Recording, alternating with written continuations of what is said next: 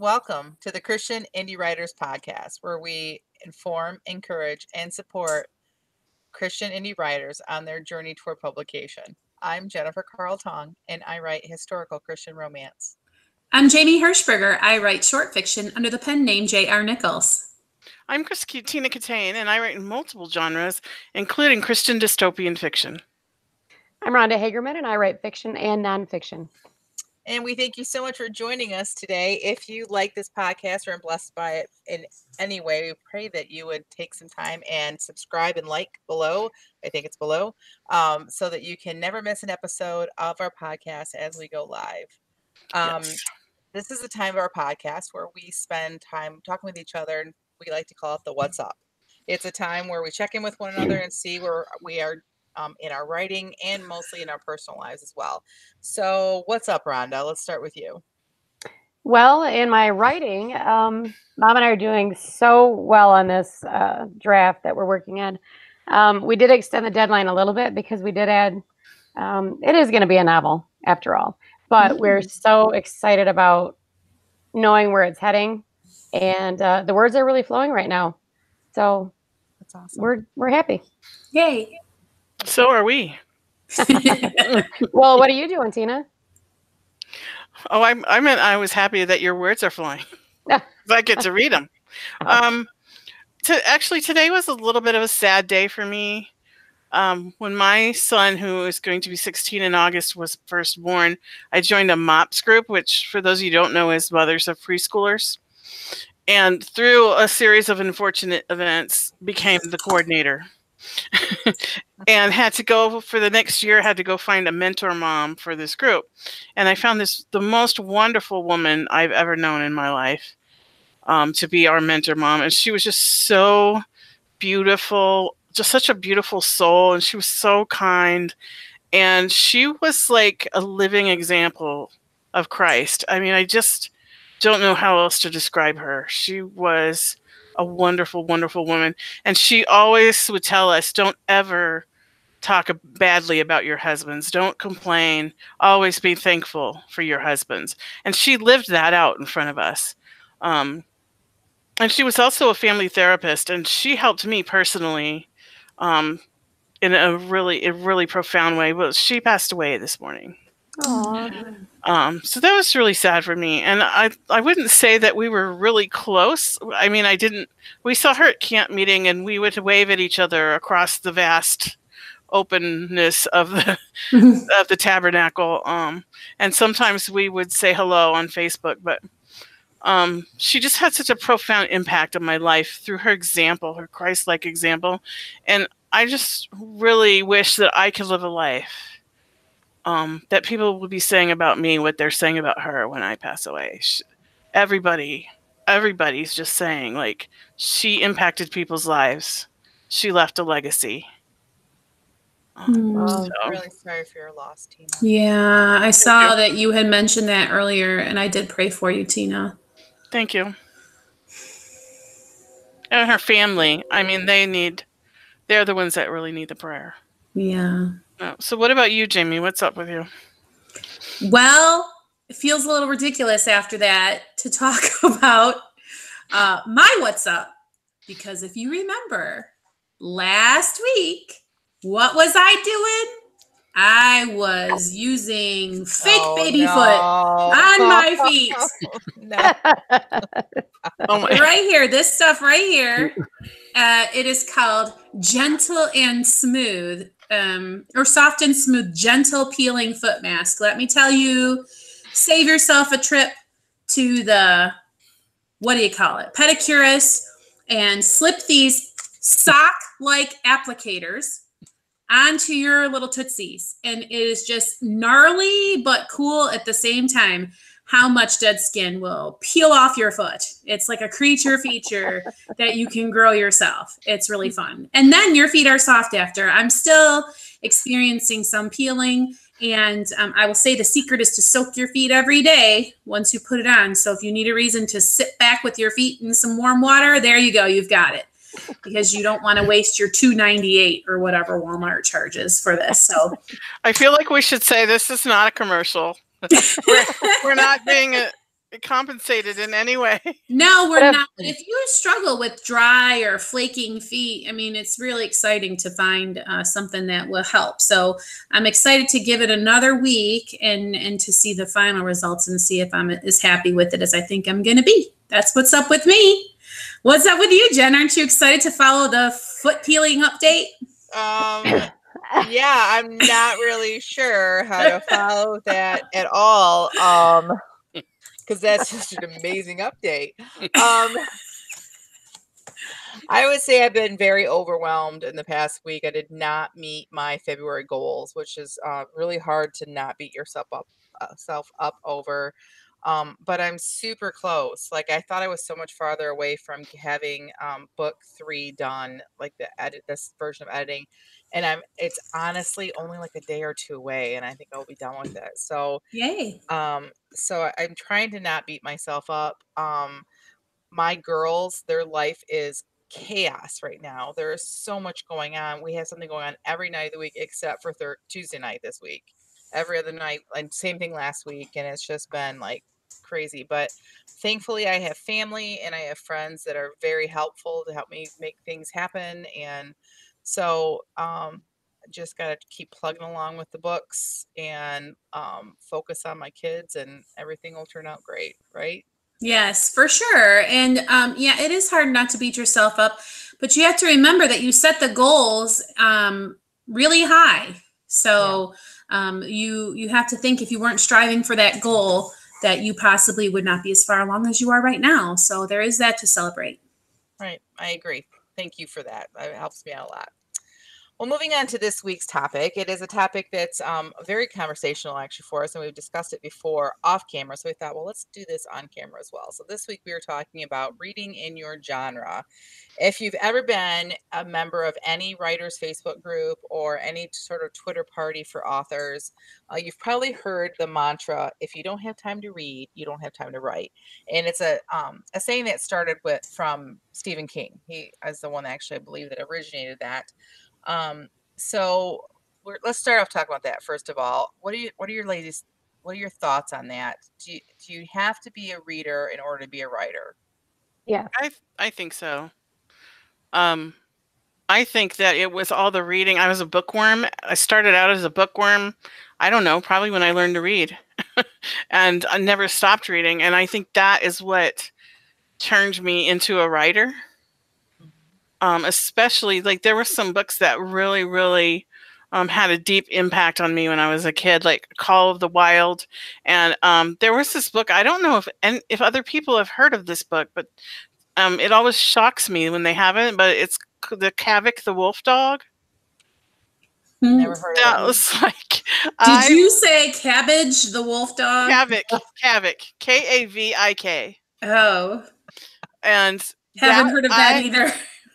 I read that book and like 12 times. And I'm not one of those people that likes to reread stuff. But that book was my favorite book and had such a huge impact on me. And I just wanted to be able to recreate that. That's awesome. I'm not laughing at you, what you're saying, Tina. I'm laughing at the fact that now the next dog I own, I'm going to name it Cabbage. That's just such a great name. Rhonda, I think you were about to pipe up there too. What were you going to say? Oh, I was just agreeing with you have to write, or you have to read to be able to write. Because I think, well, okay, I'll tell you my history. I started reading super young. As soon as I got my first book, I picked up another one, and it's just been like a stone rolling down the hill ever since.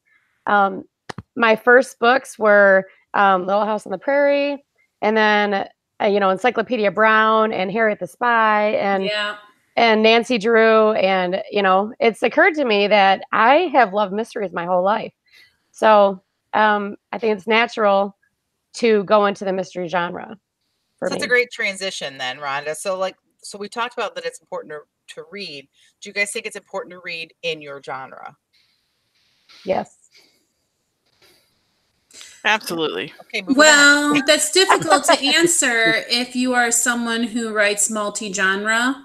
I suppose first, I think I want to address that first question, because that advice can be paralyzing, I think, just like any other bit of must-do writer advice.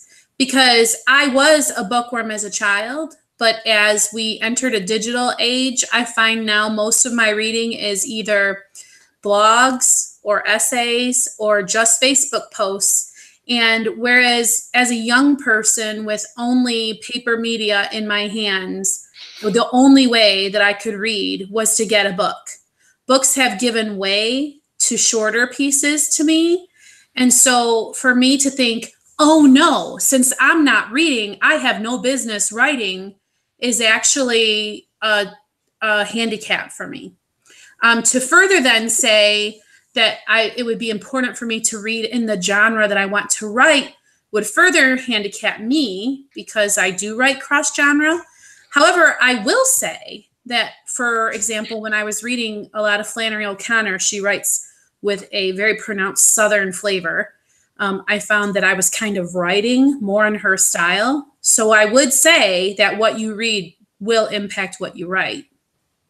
All right. Would anyone else agree or disagree with that? Yeah, I definitely agree. I also write in multiple genres. Jamie focuses more on short fiction, and I tend to write longer fiction. And I have found that right now I'm working on kind of a adventure with a dog. A dog is the main character. And then I found myself reading some historical fiction from the Civil War.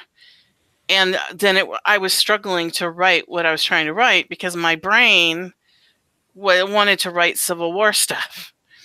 And that's actually, I always said I became a writer because I have a constant narrative going on in my mind anyway. And I figured I might as well write it down. And so I found myself like laying in bed at night with this Civil War narrative going on in my head when I should have been focusing on dogs in the woods and Alaska and stuff. So it really impacts me if I start to read something that's not in the genre I'm writing in at the moment. Yeah, I can see that. I think, I have dabbled in songwriting, and it can be a similar thing that can happen to you. What you're listening to could flavor what you produce. So yeah. I think that makes a lot of sense. Mm-hmm. Jamie, I would say that in your case, you are such a natural storyteller that I could give you 2 words right now, and you could just tell a story just off the top of your head. It just comes so naturally to you. So I think you're one of the rarities. I am not that kind of person. If I wasn't so immersed in the mystery world in books, then I wouldn't be able to, I would have to study to find out what the trope should be and what my readers would expect. And I don't think you have that problem. Well, I think I may have that problem in the future, and I appreciate the compliment. I don't mean to just dismiss that. So thank you. That's very kind. But I do think it is important, if you plan to ever try to write to market or find a niche for your writing, if you are someone who tends to blend genre or cross genre, you're going to have trouble when you try to sell the book. So someone like me might have to put in all of that work that you're talking about to make sure that you're writing a book that's marketable, if that becomes something that is important to the author. I kind of feel like I'm rambling. Did any of that make sense? No, it makes total sense. And it actually kind of leads into what I was going to say, because I think I'm on the opposite spectrum of Jamie. I don't write cross-genre. I'm very specific. I write Christian romance, historical Christian romance, though I do dabble a little bit in contemporary. I want to maybe move into that as well. But right now I'm historical. I read Christian romance because I enjoy Christian romance. I write Christian romance because I enjoy Christian romance, but I read it for genre purposes because it helps me to kind of keep my finger on the pulse of what is selling in my market. Yeah. So I try to find best-selling authors and I read them, but I also try to find indie writers, and I not only learn like what the good indie writers are doing and what's selling, but when I come across a bad one, and I can see why it's bad, I go back and I make sure I'm not making some of those same mistakes, that I'm not like having unrealistic plot changes, no like all of a sudden, oh, well, then this problem's fixed in an unrealistic way, which happens in a lot of really poorly written things that I read recently. So for me, I'm going to read in my genre anyway, because that's what I enjoy. I'm kind of a one-trick pony, but it helps me to be able to kind of remain current in what's selling, so that as I write, I keep that in mind as well to write to market. That's a really good point, Jen. So, and I've read some bad stuff recently that I wonder, gosh, how in the world is that selling? But anyway, I don't think all of it is. So we'll just say that. We'll just leave it there. Okay. So, all right. We talked about multiple genres. What about reading outside of your genre? We talked a little bit about how if you're writing something specific, it might take you off course. Now, I will say, because I will read clean romance. That's not Christian romance. And I don't feel that it distracts me from what I'm doing either. And I read a lot of contemporary that does not seem to distract me from what I'm doing, but it might inspire me to try to do that, because I kind of like to read contemporary as well. Do you guys think that there might be some positives to reading outside of your genre, or just negatives? I think they're positive. Expand yourself. Yeah, that's kind of what I was going to say. Expand your mind, and it can even be almost like, when you're you go to like a cheese tasting or whatever, and you have to cleanse your palate. I think that it can have that kind of effect, to just take a break and read something completely different than what you're writing and what you normally read, and kind of cleanse your palate of your mind, so that you can come fresh to your writing. Yeah, I mean, I think you guys covered it. I totally agree with everything that you said. I think too that maybe some well-timed reading outside of your genre. Like, let's say you finished a novel and you're getting ready to go into the editing phase, or you're editing something and you just need to like not be thinking about. Let's think about it. Editing can sometimes be killer. So I found that I think I read more contemporary when I'm editing than when I'm actually writing, because probably for that purpose is I just need to not be in the world of Christian historical romance sometimes, because it's just overwhelming to me. Jennifer, do you ever read anything that's completely out of your genre, like science fiction or fantasy? All right, so I love science fiction. Like, this is like, I'm a total Star Trek nerd, Star Wars nerd. But the funny thing is, I don't read it very often. And we've had this conversation, Ron and I have, that it's kind of weird that I don't, because I read a lot. Like, I read 4 books last week. Like, I just like to read a lot. But no, I haven't. And I wonder if I were to read more outside the genre, if I would have the same issue that what Tina was bringing up, that it would affect what I'm writing and might distract me from what I'm writing. So I should probably get any suggestions. Maybe I should try. I don't know, but maybe you could become the Jules Verne of historical Christian romance. Make up your own whole new genre. That would be kind of fun, actually. I gotta admit. Well, I'm sorry. No, go ahead. You know what else I found? Backtrack a little bit. Sorry. About an advantage I found from reading within my genre. I've also learned to take it easier on myself. As I'm writing and I'm editing, sometimes I just feel like it's just not good enough. And I like stress out about like every little word being perfect, and go through 5, 6, 7 edits and still not feeling confident enough to be able to hit the button that says publish. And then I'll find, like just recently, I found that I was reading through an entire series of an author, only to discover like that she wasn't like following an outline. I could tell as a writer, I could tell like her disaster points were not happening at 25% and 50% and 75%. Like, I really structure my story so that the reader is not disappointed and the story doesn't lag. And there were times in some of the things I read that I thought it was lagging a little bit, but I kept reading because it was entertaining enough. And I had to step back and say, this is good for me to read, for me to realize that my stories are good. I don't have to have them perfect. There's readers out there that will enjoy my stories whether I have them exactly perfect or not. And that was actually kind of freeing for me, because you guys know that I'm still going to be the person that is going to spend a lot of time editing, but I won't have that monkey on my back. Does that make sense? Yeah. Mhm. And I wanted to say too that we're talking about reading, but a lot of the reading that I do when I'm not reading in my genre per se is on the craft of writing. I have a bunch of books that I'm actually I read them until I feel like they're not relevant anymore, and then I'll like go on to the next one. So I'm like constantly reading about the craft of writing at the same time that I'm reading some fictional stuff. Yeah, we didn't talk about nonfiction at all. Do you guys have do you guys read nonfiction while you're writing as well? Yes, daily. Oh yeah, you do. I would just like to say that if you read outside your genre, I believe it makes you a better critique partner. It makes you useful point. in a writing group. If you want a writing group that's going to be all people who write your genre that also get along with you, let me know when you manage to accomplish that and what your secret is, because I think it can be a little bit tricky. I mean, even people that I know who have put together groups, they each still have a particular niche.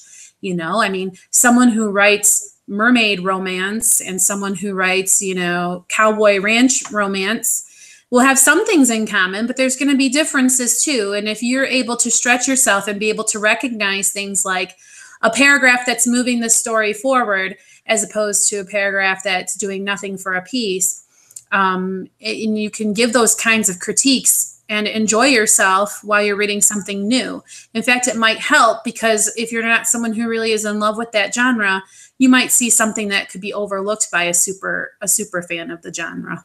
I think it's a really great point, really good point, because we all write different genres, and that I think really does make our writing group richer for that. And I think part of that is too that none of us are competing with each other. Mhm. Because we're not writing in the same genre, so I don't have to feel like my writing is worse or better than anyone else's, because we're writing such completely different stuff. Yeah. Agreed. All right, great. All right. Before we go and move on to our last segment, since we do read in our genres, and I know that we have people that are listening and watching that are also writers in our genres, do you guys have any suggested reading for the people that are listening? Well, I'll go. If I mentioned Flannery O'Connor earlier, she is long deceased. She was a writer. She wrote, she was a Southern Catholic woman who wrote short fiction. I was raving about her in some earlier episodes because that was the time that I was heavily reading her. And then John Updike, but you have to be careful because he is not a Christian or a clean writer. The Maple stories follows one couple throughout. Stories would come to him about this particular couple. Those, if I recall correctly, do not have anything that would, scandalize your grandmother. And that's my two that I recommend for shorts. All right. What about you, Tina? I feel kind of bad because I have this whole long list. Go for it. Because I write, I have partial manuscripts in 4 different genres right now.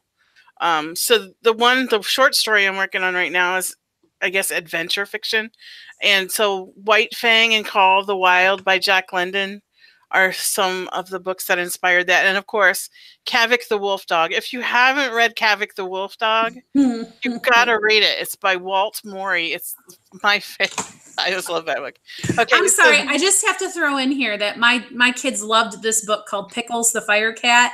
And every time you talk about Kavik the Wolf Dog, I think about good old Pickles the Fire Cat. Like, it's my probably kids an loved that awesome book. Yeah, it's great. Anyway, go ahead. Okay, so then I also write dystopian. So if you want just regular dystopian, like The Hunger Games, Divergent, those are the kinds of things everyone's heard of. Left Behind by Jerry B. Jenkins is some Christian dystopian. And you can Google Christian dystopian fiction, and there's a lot of unknowns out there that I can't really, don't know if I want to recommend them because I haven't read a lot of them. So there's that. So then I'm writing a thriller also, and so some thrillers in the Christian genre. 3 by Ted Decker. That was actually made into a movie that you can actually watch. Ted Decker has cornered the market on Christian thrillers, I think. I would say that he is the Stephen King of Christian fiction. So like when I looked up Christian thrillers, it was like Ted Decker, and then a few by Frank Peretti. So This Present Darkness by Frank Peretti is really a really awesome book. I really recommend that. And then historical fiction, I'm writing a Civil War historical thing. So Civil War era stuff like Cold Mountain by Charles Fraser, Red Badge of Courage by Stephen Crane, and Gone with the Wild by Gone with the Wild. Gone with the Wind. It was Call of the Wild. What are you reading, Tina? It's about a civil war that takes place between 2 wolf packs. Okay, that's a great story idea. Margaret Mitchell, Gone with the Wind.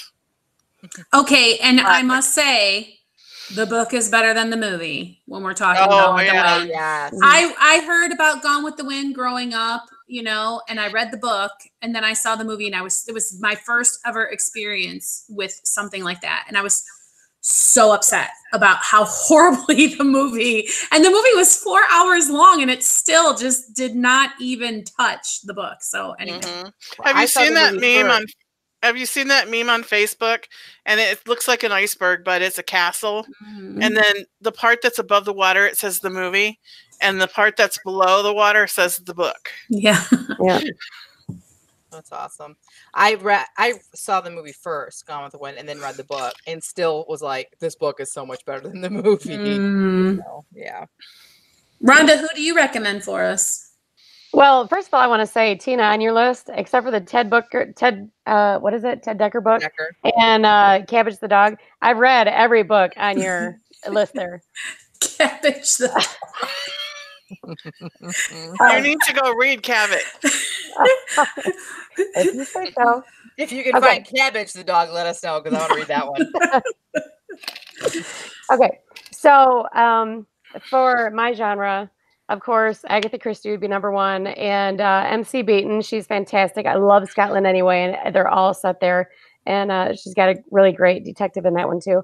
But one thing I've started doing is I've been really nostalgic lately for my old books, and so there's a writer named Walter Farley who wrote a series of books called The Black Stallion, and one of them is actually a mystery, and I hated it when I was a kid, even though I liked mysteries.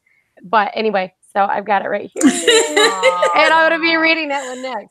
But I'm going to go through all of my Nancy Drews, and I've also got a handful of Choose Your Own Adventures that I used to love that.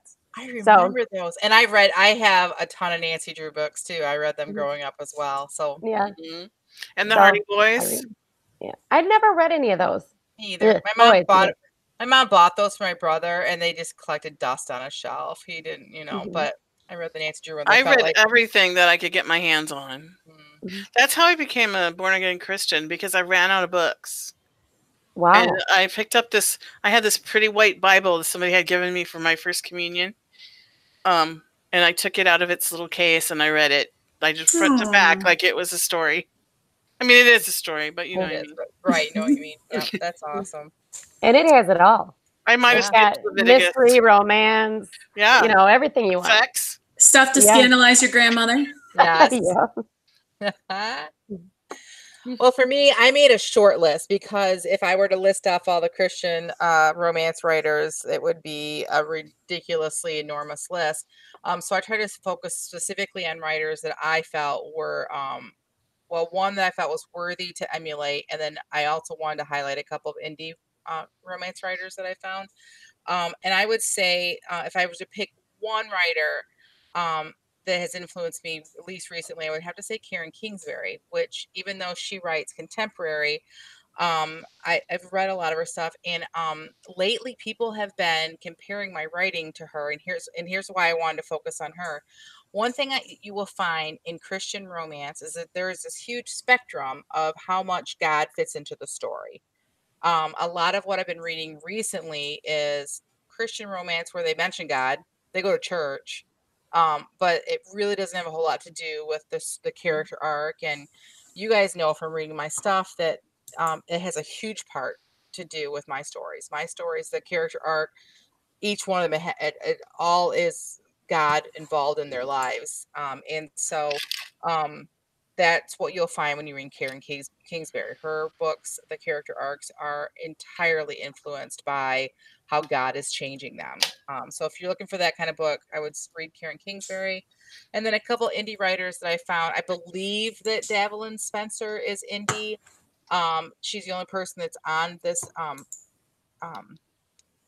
in this publishing house, but I think it's her own publishing house. But Davelyn Spencer writes Western romance, and it's very good. I really enjoy reading her stuff. And another one that I've come across who does not write like me, it's another Western writer. She is much, the stories are much less God-centric, but they are Christian romance, is Carrie Trumbo. Again, she writes shorter, more like, I would call them novella length, but it's nice to be able to read a story quickly. I actually can see the value in having a bunch of short reads out there, like 40,000 words is what I consider short. So so those are the names that I would throw out there right now that I am actively reading and I would suggest. So great. Anything else to add, ladies? Because if not, it's time for the feeding of the backs. Oh boy. Hooray! All right, so here is our feedback time. This is part of our episode where we share feedback with each other, but in a unique way. So before the podcast begins, we all sit down for 15 minutes and we do a word sprint with a specific prompt. Today's prompt was 5 different words, and we spent 15 minutes writing it, and then we share it raw live here on the podcast. So when we critique, we're only giving encouraging, positive feedback because these are unedited and raw. If you want to see us do a real writing group type of feedback, then you need to join our Patreon group and watch our postcast, which we do every week as well.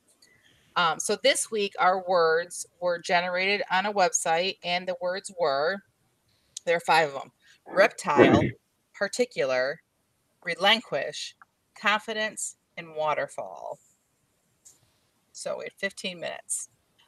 We did not do a randomizer, I don't think it's unless. No, we usually do that for the postcast, but I'll happily go first because my piece is, I don't know, really nothing of a thing. Okay, it'll be easy to follow. Let's put it that way. All right.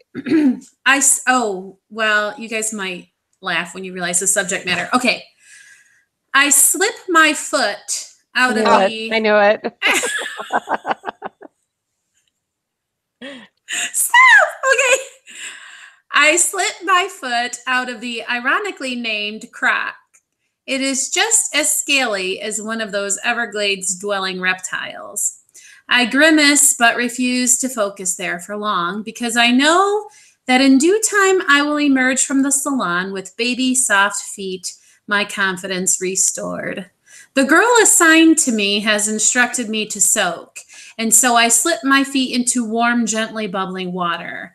My tech wears her hair high in a sleek ponytail, and the ebony strands like a waterfall cascade down her neck and back as she throws her head back laughing at something her coworker has said, the exchange lost to me over the hum of the bubbling machines.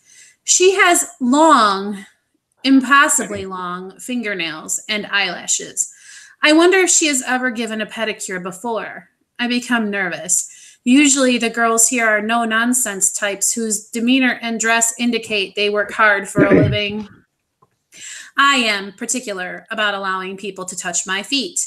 I have trust issues, I know, because of the merciless way my older brother would tickle my feet long after I'd screamed uncle, and usually not until after I'd wet my pants. I watch her as I soak. She pulls a phone from her pocket and I scowl. She does as well. Her face crumples into a mask of despair and tears flow from her eyes, carrying along with them rivers of mascara. The woman I know to be the manager approaches. My tech shows her the phone, and the manager puts an arm around her shoulders. They round a corner and are gone. Minutes later, a plain-faced Guffy-looking gal approaches. She says her name is Teresa and explains that Zuzi has been suddenly called away. I have no issue relinquishing my foot to Teresa. The end. You and your feet. I don't know. It was topical and timely, and I didn't know what else to write. It was blah. But anyway, I got it done. And I got all the words this time. I really like the picture in the first line where she's wearing a croc shoe and her foot is like a crocodile in the land of crocodiles. Yeah. Awesome. That Well, was great. It was a good thanks, picture. guys. Yeah, appreciate that. How many of the words did you use? All of them, because Good that job. relinquish was a killer. Oh, that was horrible. Obviously, I kept trying to like fit it in, and then I kept trying to make like a trio of waterfalls with the rivers of mascara. I'm like, I need to move on. This is like getting to whatever. So I just blah, blah, blah. 15 minutes. 15 minutes. Right. All right, who's gonna go next? Should I pick someone since I went? I'll go next because there is a very small theme connection to in our stories. Wonderful. Let's And hear it. I want to see if you guys can pick it up. All right. But you have to concentrate. Okay. Yeah, I bet. There was nothing she could do. The canoe was going over the waterfall. Katrina had fought hard against the current, putting all her strength into each pull of the paddle through the raging water, but it had done no good. The training she had on gauging distance kicked in. This was the one time she could have done without knowing that she was 10 feet from the edge. 9, 8. She closed her eyes. Oh gosh. People always talk about their lives passing before their eyes when faced with death, and Katrina had always pictured it as a movie reel of the person's life, starting at childhood and racing through all their memories. Now she discovered it was actually more like one of those electronic picture frames set on shuffle. Random snapshots of moments with no particular order. The time her brother had peed on her stereo in the middle of the night, thinking he was in the bathroom. There it is. Holding her mom's hand as she passed from this life to the next. Standing in line at the Secretary of State. Visiting the reptiles room at the zoo. Where did that one come from? Strange, she thought, how time had seemed to stop, and the memories popping into her mind were of no particular significance. Her mind moved to earlier that day when Ken had told her she should stay off the river. It was dangerous, he said, because of the storms up north. Once again, her confidence in her own skill had overcome common sense, and she had gone out anyway. Now she was about to pay with her life. Katrina took a deep breath. I relinquished my soul to you, O Lord, she thought. Then she waited for the moment the canoe would go over the falls. Would it launch out into the air, or would it just tilt over and send her plummeting face first to the rocks below? And why was it taking so long anyway? She opened her eyes just a slit to see how close she was. She was still at least 2 yards away. How was that possible? She opened her eyes all the way to find the nose of her canoe wedged tightly between two rocks. She hadn't moved that whole time. She wasn't going to die after all. Of course, that was the moment that her bladder relaxed completely and emptied itself of its contents. Not that it mattered. She was soaking wet anyway. Nobody would notice. Movement to her left caught her attention, and she turned to see Ken and the others standing on the shore, waving their arms at her. She couldn't hear what they were saying over the roar of the water, but she could imagine it. She lifted her hand in acknowledgement, and Ken started to swing a rope over his head. She braced herself to catch it. He let it fly, and like a true cowboy, his aim was sure, and it landed right in front of her. Katrina grabbed the rope and let out a whoop. The sudden movement knocked the canoe loose from the rocks. 3, 2. Oh, a cliffhanger, literally. Literally. I am I in didn't awe. plan that. I am in awe of how you can just write such a complete story in 15 minutes. Yeah, that was really good, Tina. I agree with Rhonda. And it was really well thought out. Although it was funny when you're like, where did that reptile memory come from? And I was like, yeah. writing prompt. Yep. Sometimes we really like fit them in there, right? Mhm. Like we're like, Well, get it yeah, done. did you like her little prayer? Like, how the heck am I going to fit relinquish in there? Relinquish, Yeah. yeah. Wow. Great job. That was a really good story, Tina. Thank you. And did you catch the theme similarities? Yes, there's like a lot of urine floating around in these stories. I don't know what's going on here. Go ahead, Jennifer. All right, I will go next. There's no urine in mine. Oh, how disappointing. Yeah.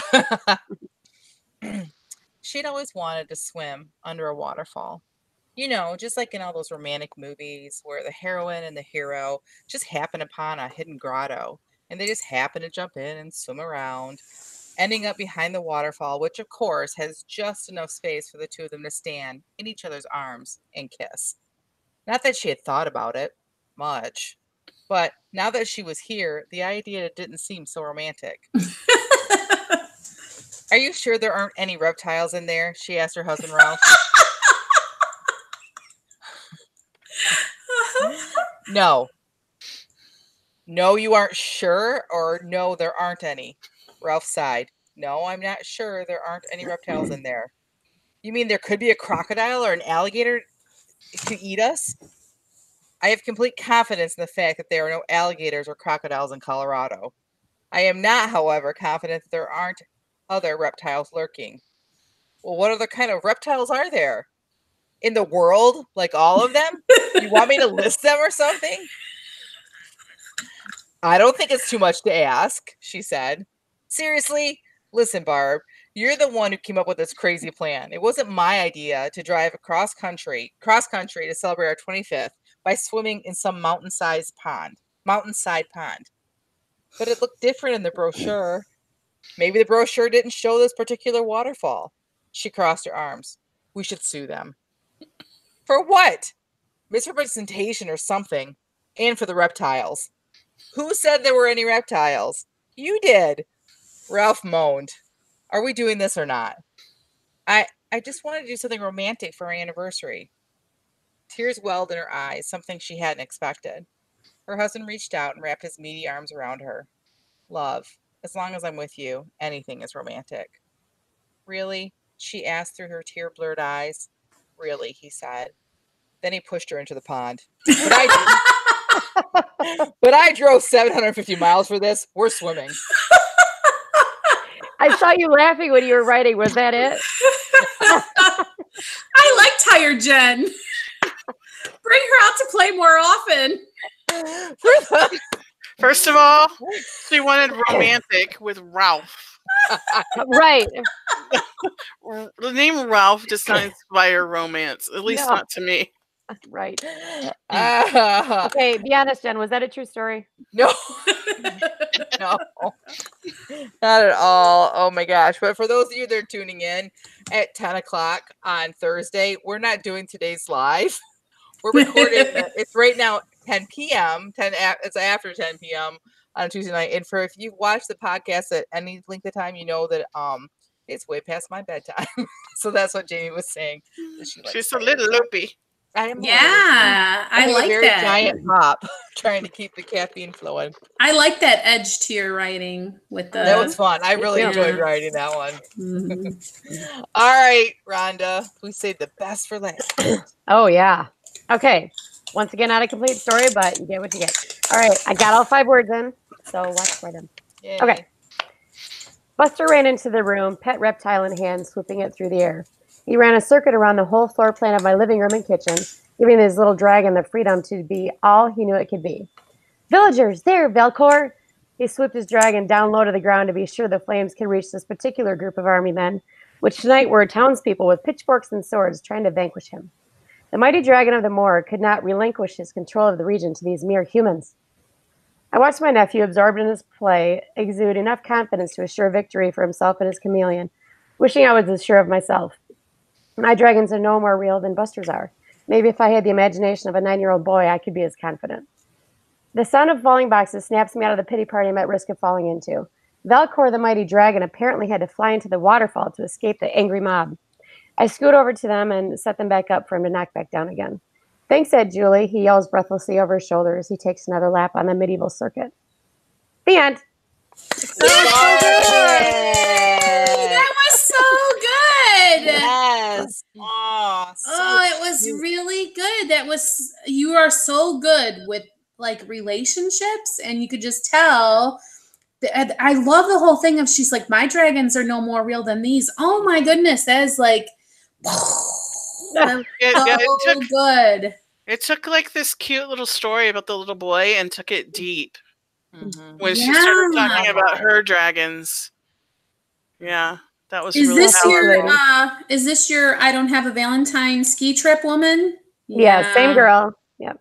Yeah. I really can't wait till I get a big fat book of all of these stories. I really appreciate this. Great work. Goodness. I can't believe you would even pretend to be disappointed with that piece. Well, you guys have like 2,000 words after 15 minutes, and I've got my 4 paragraphs in a sentence today, so I've improved. But you say so much with so few words. Yes, it was wow, that was really, really profound and good. I really like that. And you never would have named the husband Ralph, let's just be honest. Well, hey, I like Ralph. He is the, he's the ex-boyfriend in my novel with Mom. Oh, that's right. Yes, I knew because for an ex-boyfriend. You know what? That could be him actually. Like so many years down the line, like that's how he would treat his wife. Maybe it could be, but maybe it can't be. That's all I'm gonna say. Oh, there she goes with the evil fingers again. I can't stop. That's great. Awesome.